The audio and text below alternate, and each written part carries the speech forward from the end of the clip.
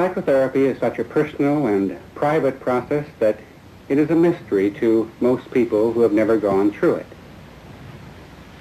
The following series is a unique effort that allows us to sit in on what is ordinarily a very private therapeutic experience.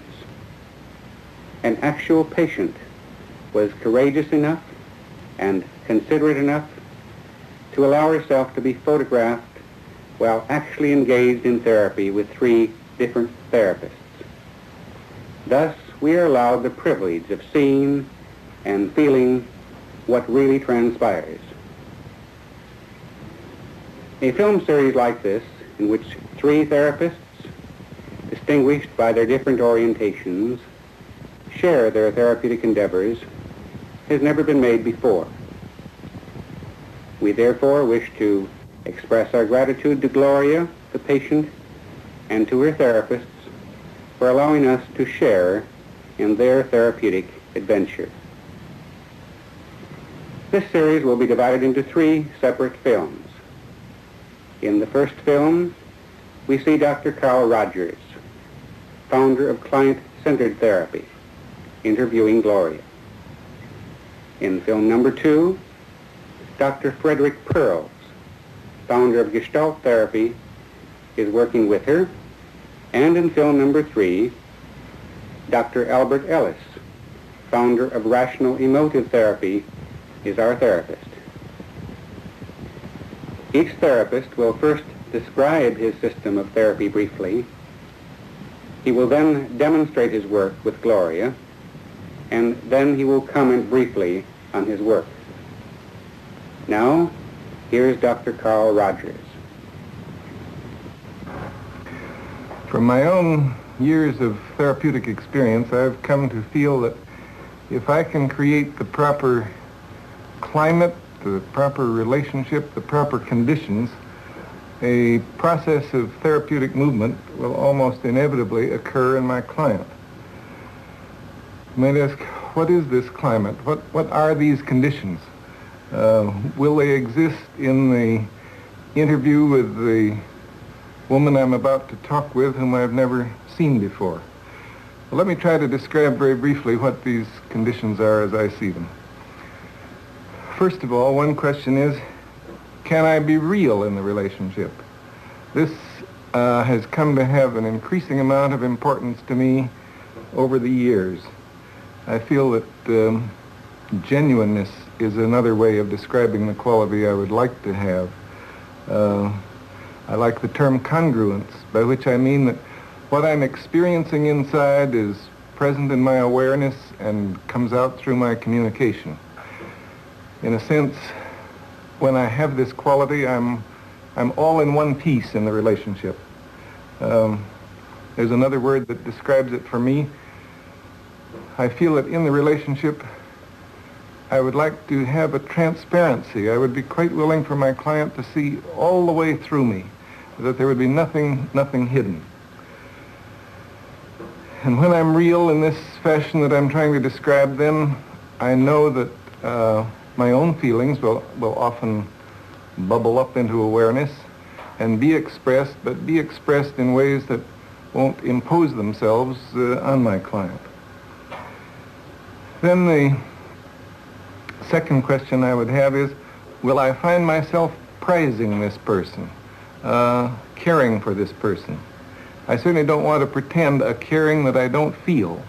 In fact, if I dislike my client persistently, I feel it's better that I should express it. But I know that the process of therapy is much more likely to occur, and constructive change is much more likely, if I feel a real spontaneous prizing of this individual with whom I'm working. A prizing of this person as a separate individual. You can call that quality acceptance, you can call it caring, you can call it a non-possessive love, if you wish. I think any of those terms tend to describe it. I know that the relationship will prove more constructive if it's present. Then the third quality, will I be able to understand the inner world of this individual from the inside? Will I be able to see it through her eyes? Will I be able to be sufficiently sensitive to move around inside the world of her feelings so that I know what it feels like to be her, so that I can sense not only the surface meanings, but some of the meanings that lie somewhat underneath the surface. I know that if I can let myself sensitively and accurately enter into her world of experience, then change and therapeutic movement are much more likely. Well, suppose I am fortunate and that I do experience some of these attitudes in the relationship. What then? Well, then a variety of things are likely to happen, both from my clinical experience and from our research investigations. We find that if attitudes of the sort that I've described are present, then quite a number of things will happen. She'll explore some of her feelings and attitudes more deeply. She's likely to discover some hidden aspects of herself that she wasn't aware of previously. Feeling herself prized by me, it's quite possible she'll come to prize herself more. Feeling that some of her meanings are understood by me, then she can more readily perhaps listen to herself, listen to what's going on within her own experience, listen to some of the meanings she hasn't been able to catch before. And perhaps if she senses a realness in me, she'll be able to be a little more real within herself. I suspect there will be a change in the manner of her expression. At least this has been my experience in other instances. From being rather remote from her experiencing, remote from what's going on within her, it's possible that she'll move toward more immediacy of experiencing, that she will be able to sense and express what's going on in her in the immediate moment. From being disapproving of herself, it's quite possible she will move toward a greater degree of acceptance of herself. From somewhat of a fear of relating, she may move toward being able to relate more directly and to encounter me more directly. From construing life in somewhat rigid black and white patterns, she may move toward more tentative ways of construing her experience and of seeing the meanings in it. From a locus of evaluation which is outside of herself, it's quite possible she will move toward recognizing a greater capacity within herself for making judgments and drawing conclusions. So those are some of the changes that we have tended to find, and I think that they are all of them changes that are characteristic of the process of therapy or of therapeutic movement. If I have any success in creating the kind of conditions that I described initially, then we may be able to see some of these changes in this client, even though I know in advance that our contact is going to be very brief.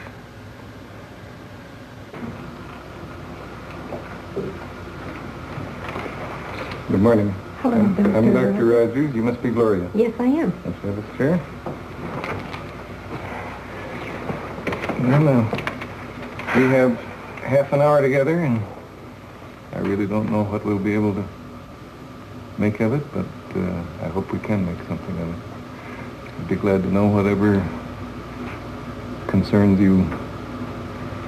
Well, right now I'm nervous, but I feel more comfortable the way you're talking in a low voice, and I don't feel like you'll be so harsh on me. But, I hear the tremor in your voice, so I know you are any. Well, the main thing I want to talk to you about is I'm just newly divorced, and I had gone in therapy before, and I felt comfortable when I left, and all of a sudden now the biggest change is adjusting to my single life.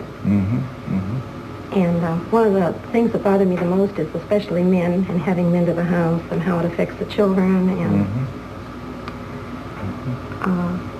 The biggest thing the thing that keeps coming to my mind I want to tell you about is I have a daughter, 9, who at one time I felt I had a lot of emotional problems.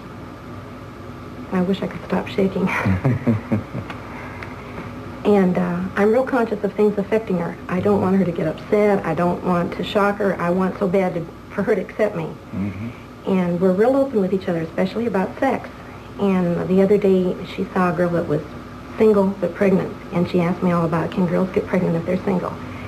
And the conversation was fine, and I wasn't on at ease at all with her until she asked me if I'd ever made love to a man since I left her daddy, and I lied to her.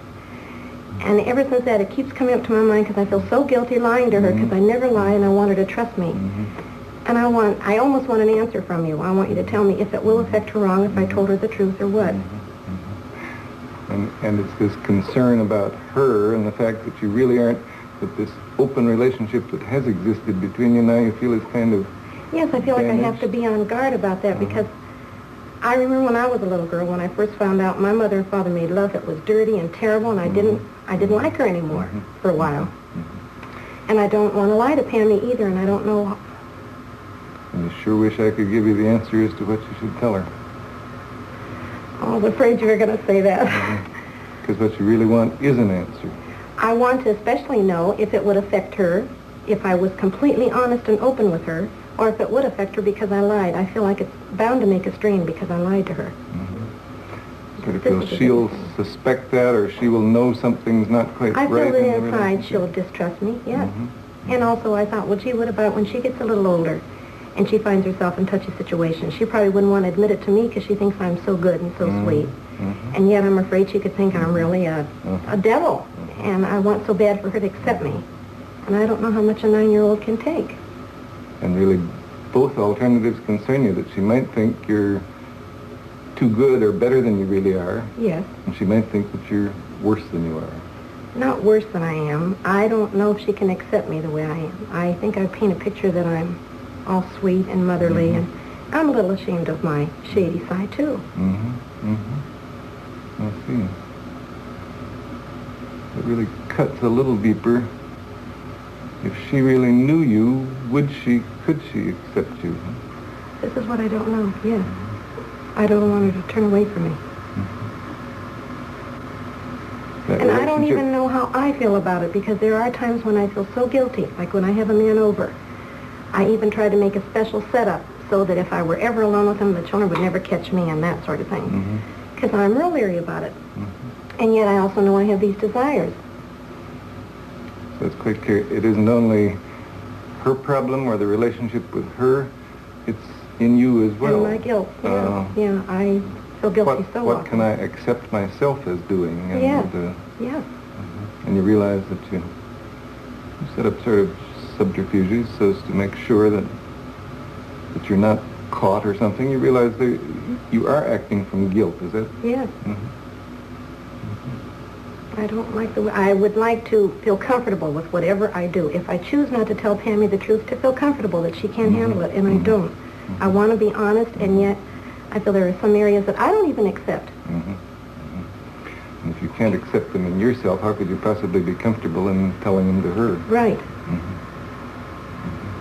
And yet, as you say, you do have these desires and you do have your feelings, but you don't feel good about them. Right. And I have a feeling you're just going to sit there and let me stew in it, and I want more. I want you to help me get rid of my guilt feeling. If I can get rid of my guilt feeling about lying or going to bed with a single man, any of that, just so I can feel more comfortable. And I guess I'd like to say, no, I don't want to let you just stew in your feelings. But on the other hand, I also feel that this is the kind of very private thing that I couldn't possibly answer for you. But I sure as anything will try to help you work toward your own answer.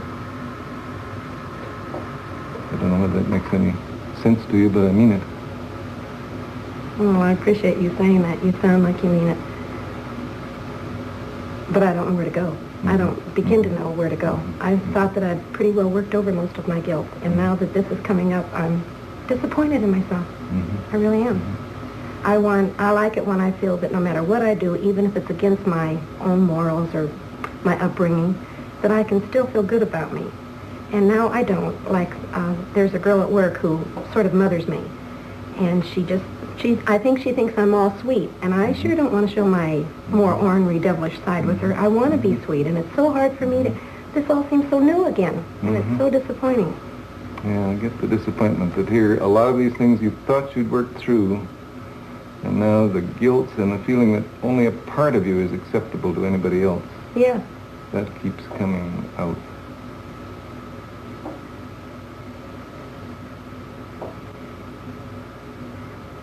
I guess I do catch the real deep puzzlement that you feel as to what the hell shall I do? What can I do? Yes, and you know what I can find, Doctor, is that everything I start to do that impulse, it seems natural to tell Pammy or to go out on a day or something.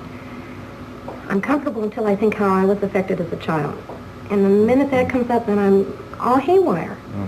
Like, I want to be a good mother so bad, and I feel like I am a good mother. But then there's those little exceptions. Like my guilt with working. I want to work, and it's so fun having extra money. I like to work nights. The minute I think I'm not being real good to the children or giving them enough time, then I start feeling guilty again. Then that's when it's what do they call it? A double bind. That's just what it feels like.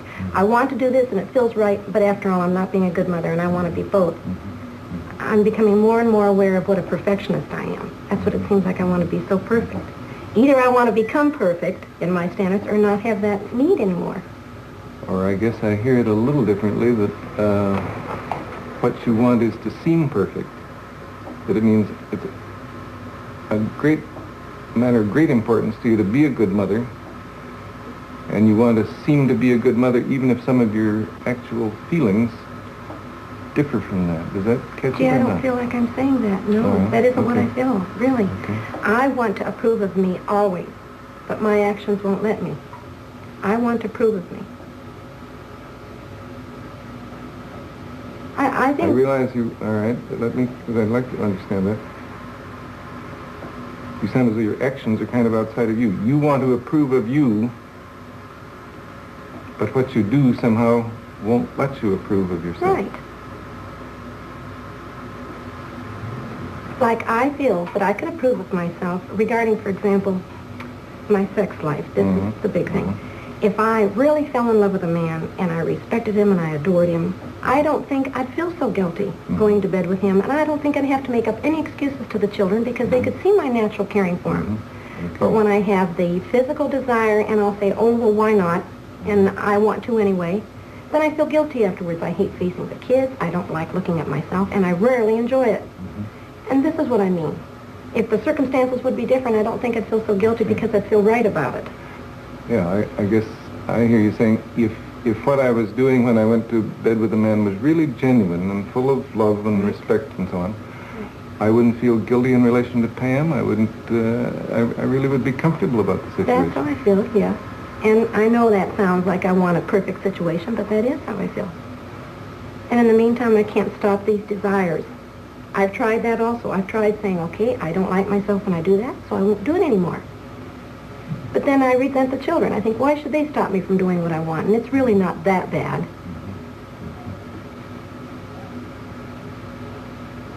But I guess I heard you saying, too, that it isn't only the children, that you don't like it as well when it really isn't. I'm sure that, I know that's it, probably even more so than I'm aware of. But I only notice it so much when I pick it up in the children. Then I can also notice it in myself. And somehow, sometimes you kind of feel like blaming them for the feelings you have. I mean, why should they cut you off from a normal sex life?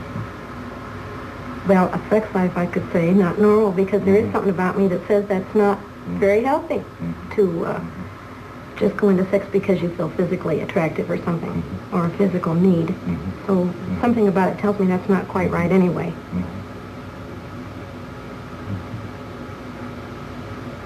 That you feel really that at times you are acting in ways that are not in accord with your own inner standards. Right, right. But then you were also saying a minute ago, but you feel you can't help that either. I wished I could. That's it. And I can't. Now I feel like I can't control myself as well as I could have before for a specific reason. Now I can't. I just let go, and there's too many things I do wrong that I have to feel guilty for, and I sure don't like that. I want you very much to give me a direct answer, and I'm going to ask it, and I don't expect a direct answer, but I want to know, do you feel that, to me, the most important thing is to be open and honest? And if I can be open and honest with my children, do you feel that it could harm them if, for example, I could say to Pammy, I felt bad lying to you, Pammy, and I want to tell you the truth now. And if I tell her the truth, and she's shocked at me, and she's upset, that could bother her more. I want to get rid of my guilt, and that'll help me, but I don't want to put them on her. That's right. Do you feel that could hurt her? Concern. I guess, I'm sure this will sound evasive to you, but it seems to me that perhaps the person you're not being fully honest with is you. So. Because I was very much struck by the fact that you were saying, if I feel all right about what I've done, whether it's going to bed with a man or what, if I really feel all right about it, then I don't have any concern about what I would tell Pam or my relationship with her. Right. All right. Now, I hear what you're saying.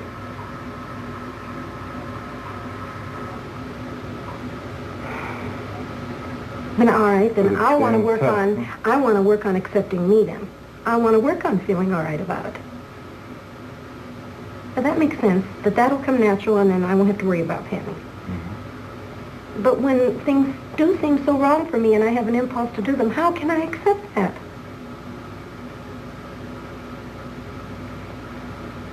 What you'd like to do is to feel more accepting towards yourself when you do things that you feel are wrong.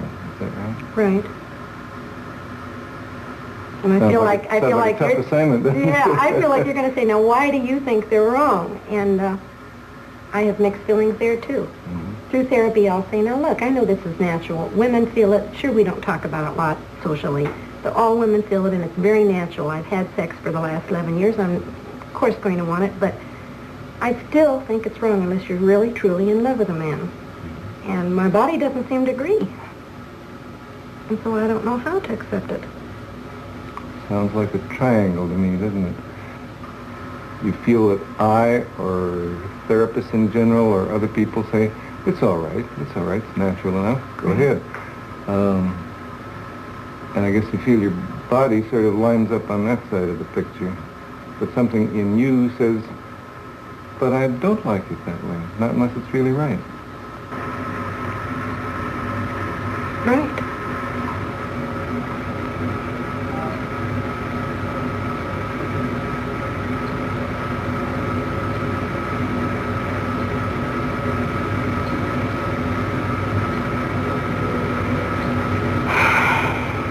But I have a hopeless feeling. I mean, these are all the things I sort of feel myself, and I feel, okay, now what? Mm-hmm. So you feel this is the conflict, and it's just insoluble, and therefore it's hopeless. And here you look to me, and I don't seem to give you any help. And right. I really know you can't answer for me, and I have to figure it out myself. But I want you to guide me, or show me where to start, or so it won't look so hopeless. Mm-hmm. Mm-hmm. I know I can keep living with this conflict, and I know eventually things would work out. But I like feeling more comfortable with the way I live. Mm-hmm. And I'm not. One thing I might ask, what is it you wish I would say to you? I wish you would say to me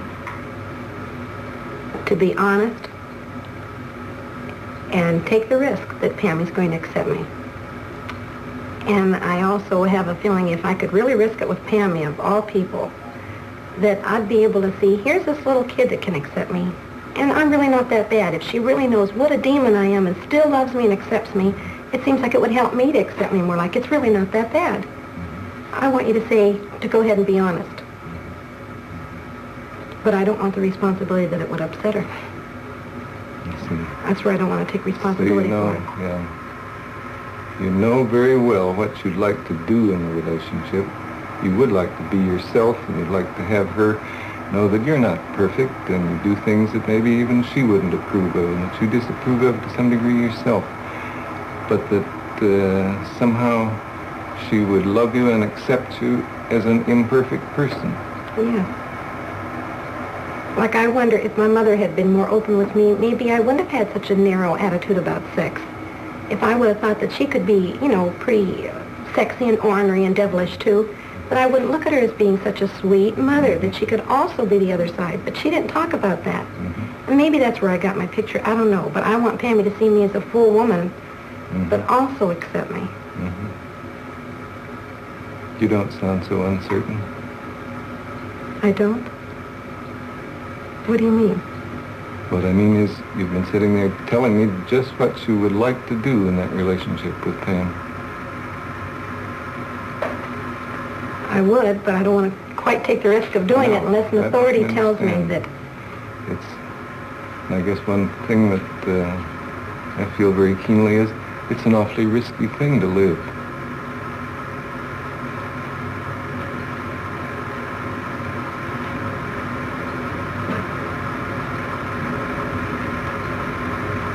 You'd be taking a chance on your relationship with her. You'd be taking a chance on letting her know who you are, really.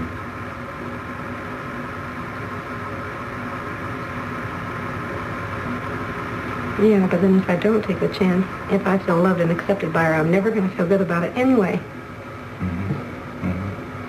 If her love and acceptance of you is based on a false picture of you, what the hell is the good of that? Is that what you're saying? Yeah, that's what I mean, yeah. But I also feel there's a lot of responsibility with being a mother. I don't want to feel like I've caused any big traumas in the children. I don't like all that responsibility. I think that's it. I don't like it, feeling it could be my fault. I guess that's what I meant when I said life is risky. It's to take the responsibility for being the person you would like to be with her is a hell of a responsibility. It is. A very frightening one. And you know, I look at it two ways. I like to see myself as being so honest with the kids, and really being proud of myself, though, that no matter what I told them or no matter how bad they might think I was honest. And down deep, it's going to be a much more wholesome relationship. And yet, you know, I get jealous of, like, when they're with their daddy. I feel he's more flip. He's not quite as real. He's not quite as honest. But nevertheless, they see a sweet picture of their dad. You know, he's all goodness and light. And I'm envious of that, too. I want them to see me just as sweet as they see him. And yet I know he's not quite as real with them. So it seems like I've got to swap the one for the other. And I know this is really what I want the most, but I miss some of that glory. Yeah. You sort of feel, I want them to have just as nice a picture of me as they have of their dad, and if his is a little phony, then maybe mine will have to be too. I think that's putting it a little too strongly. But that's close. That is what I mean. So, I know she can't have that neat a picture of me if I were honest. Besides that, I do feel I'm a little more ornery than their dad anyway, so I'm likely to do more things that they disapprove of. Sounds though you really find it quite hard to believe that they would really love you if they knew you. That's right. You know, that's exactly it. Before therapy, I would have definitely chosen the other area. I'm going to get respect from them no matter what, even if I have to lie. I see. Well, right now, I know that's not true. And I'm not positive they'll truly accept me. Something tells me they will. I know they will, but I'm not positive. I want reassurance. I keep wanting these things. Now you're in kind of a no man's land of probably shifting from one point of view toward them to another, but boy, you'd sure like somebody to say, that's right, you go ahead and do it. Yes, that's why I get encouraged when I read in a book from somebody I respect and admire, that this is the right thing, no matter what, honesty will win out. Well, then that keeps giving me confidence, by gosh, I'm right. But it's so damn hard to really choose something on your own, isn't it? Which makes me feel very immature. I don't like this in me. I wish I were grown up enough or mature enough to make my decisions and stick by them. But I need somebody to help me on, somebody to push me.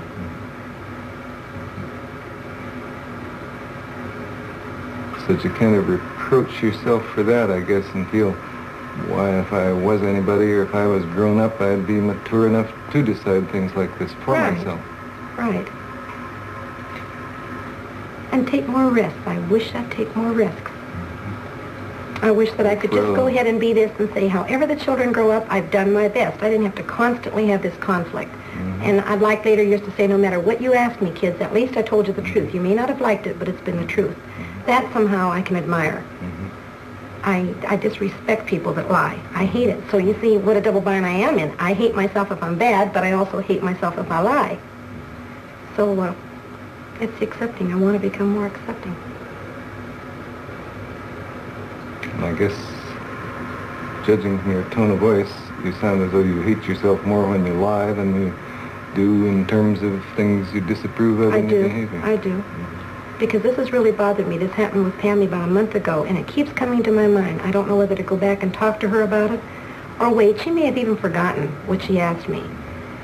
But the point is, you haven't forgotten. I haven't, no. I haven't. And I'd like to at least be able to tell her that I remember lying, and I'm sorry I lied, and it's been driving me bugs because I did.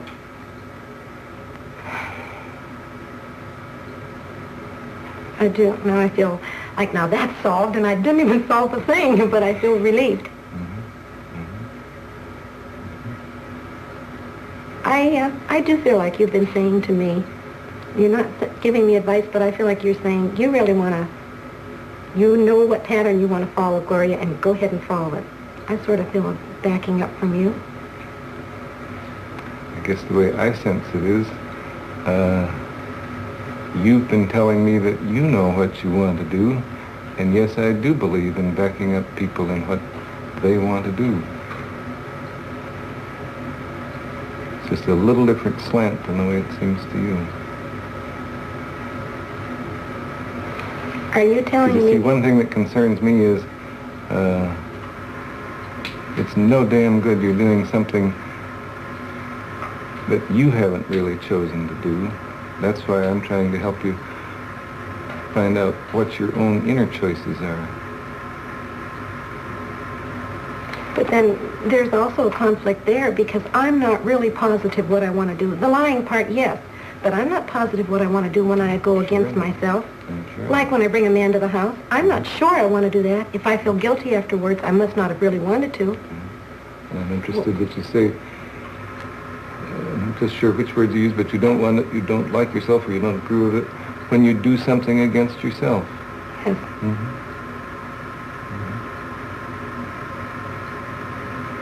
You know, this is so different. Now, this kind of thing that we're talking about now, it isn't just knowing whether you want to do something or not. If I want to go to work in the morning or I don't want to go to work, that's easy. But when I find myself doing something I don't feel comfortable with, I automatically say, if you're not comfortable, Gloria, it's not right. Something's wrong. All right, now what I want to ask you is, how can I know which is the strongest? Because I do it, does that mean that's the strongest? And yet, if I disapprove, that's just part of the thing that's got to go along with it? See, it sounds like I'm picking up a contradiction. I'm not following. It sounds like you're feeling a contradiction in yourself, too. Although what I heard you saying in part is, the way you like it is when you feel really comfortable about what you're doing. Yes. And I have at times when I've made a decision.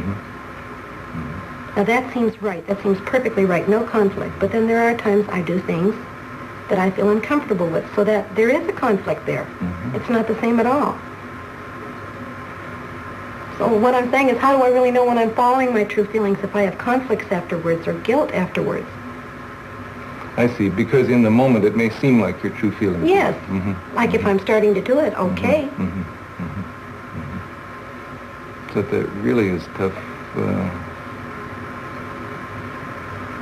When if you feel comfortable in the moment about it, but then afterward don't feel at all comfortable, which course of action was really the one you should have followed? You know, the most outstanding thing, I don't know if you're following me when I say about this conflict. The one thing I know is I've wanted, for example, to leave my husband for quite a few years. I never did it. I kept thinking how nice it would be or how scary it would be, but I never did it. And all of a sudden when I did, it felt right. I didn't feel mean toward him. I just knew this is what I had to do. That's when I know I'm following myself. I'm following my feelings completely. I had no conflict there. some unhappy things came from it, but I still had no conflict. That to me is when I'm following my feelings. And in everyday life, the small little decisions, the small little things to do don't come out that clear at all. So many conflicts come with them. That's right. Is this natural? Although you're saying, I expect it is, but you're saying too that you know perfectly well the feeling within yourself that occurs when you're really doing something that's right for you. I do. I do. And I miss that feeling other times. And it's right away a clue to me. You can really listen to yourself sometimes and realize, oh no, this isn't the right feeling. This isn't the way I would feel if I was doing what I really wanted to do. But yet many times I'll go along and do it anyway. And say, oh, well, I'm in the situation now. I'll just remember next time. I mention this word a lot in therapy, and most therapists grin at me or giggle or something when I say utopia. But when I do follow a feeling and I feel this good feeling inside me, that's sort of utopia. That's what I mean. That's the way I like to feel, whether it's a bad thing or a good thing. But I feel right about me. This is what I want to accomplish. I sense that in those utopian moments, you really feel kind of whole. You feel all in one piece. Yeah. Yeah, it gives me a choked up feeling when you say that, because I don't get that as often as I'd like. I like that whole feeling. That's real precious to me. I expect none of us get it as often as we like, but I really do understand that.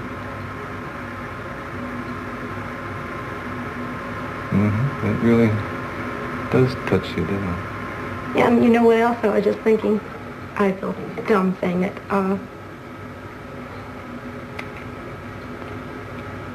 of a sudden, as I'm talking to you, I thought, gee, how nice I can talk to you, and I want you to approve of me, and I respect you. But I miss that my father can talk to me like you are. I mean, I'd like to say, gee, I'd like you for my father. I don't even know why that came to me. You look to me like a pretty nice daughter.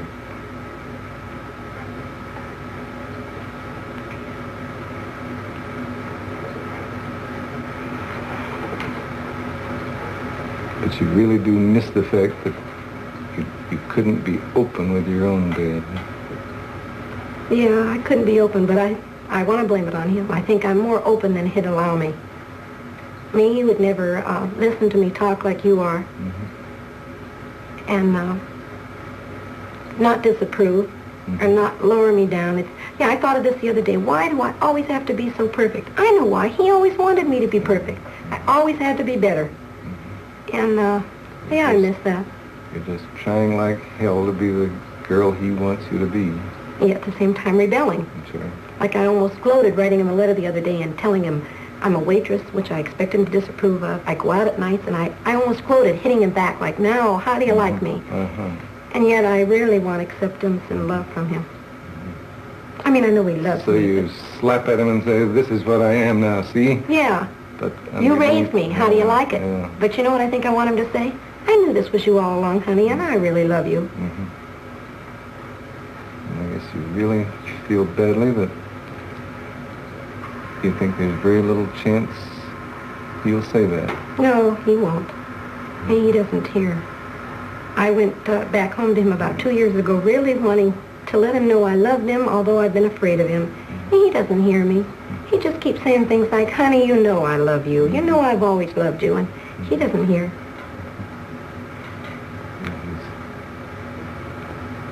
Never really known you and loved you, and this somehow is what brings the tears inside. I don't know what it is. You know, when I talk about it, it feels more flip. If I just sit still a minute, it feels like a great big hurt down there. Instead, I feel cheated. It's much easier to be a little flip, because then you don't feel that big lump inside of hurt. And again, that's a hopeless situation. I tried working on it, and I feel it's something I have to accept. My father just isn't the type of man I'd really like. I'd like somebody more understanding and caring. He cares, but not in a way that we can cooperate or communicate. But you feel, nope, I am permanently cheated. That's why I like substitutes. Like I like talking to you, and I like men that I can respect, doctors, and I keep sort of maybe underneath feeling like we're real close, you know, and it's sort of like a substitute father. I don't feel that's pretending. Oh, you're not really my father. No, I meant about the real close business. Well, see, I sort of feel that's pretending too, because I can't expect you to feel very close to me. You don't know me that well. All I can do is what I am feeling. That is, I feel close to you in this moment.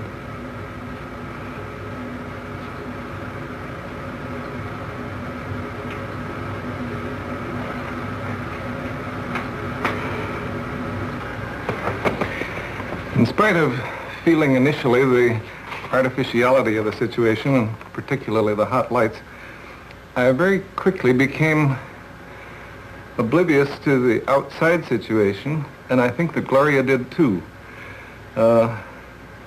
In many ways, I'm glad that she kept pushing me for an answer to her very personal questions about her sex life and her relationship to her daughter. I say I'm glad of this because as the relationship developed, it became, I think, completely clear to her as well as to me that she was seeking something a good deal deeper than that. Incidentally, I'd like to pay my tribute to her deep honesty in being willing to talk about herself so freely. Although every individual is entirely unique, and in this respect I was definitely unprepared for and sometimes surprised by the material she brought up, still in another sense this was very typical of my experiences in therapy. When I'm able really to let myself enter into a relationship, and I feel that this was true in this instance, then I find myself not only being increasingly moved by being in touch with the inner world of my client, but I find myself bringing out of my own inner experience statements which seem to have no connection with what's going on, but which usually prove to be or prove to have a very significant relationship to what the client is experiencing. I felt there were one or two incidents of this kind in this brief interview. I was genuinely moved, I probably showed it, by the fact that she told me near the end of the contact that she saw me as the father she would like to have. My reply was also a thoroughly spontaneous one, that she seemed to me like a pretty nice daughter. I guess I feel that we're only playing with the real world of relationships when we talk about such an experience in terms of transference and countertransference. I feel quite deeply about that. I want to say, yes, we can put this experience into some such highly intellectualized framework, but when we do that, it completely misses the point of the very immediate I-thou quality of the relationship at such moments. I felt that Gloria and I really encountered each other, and that in some small but I believe lasting way, we were each of us enriched by the experience. I'm saying these things almost immediately after the conclusion of the interview, and as is characteristic of me, there are not more than one or two statements or incidents which I recall from the interview. I simply know that I was very much present in the relationship, that I lived it in the moment of its occurrence, and I realize that after a time I may begin to remember it too. But at the present time I really have a very non-specific memory of the whole interview. I'll try to look at it, though, a little bit more from an intellectual rather than a strictly feeling point of view. Gloria showed what I've come to feel are characteristic elements of therapeutic movement. In the first part of the interview, she was talking about her feelings, and they were past feelings. She was talking about aspects of her behavior and of herself as if she didn't quite own them. She was looking outside herself for a center or locus of evaluation, some source of authority. She saw some of the things she was talking about in fairly black and white fashion. By the end of the interview, she was experiencing her feelings in the immediate moment, not only as evidenced by her tears, but by her ability to express very directly and with immediacy her feelings toward me. She was also much more aware of her ability to make her own judgments and choices.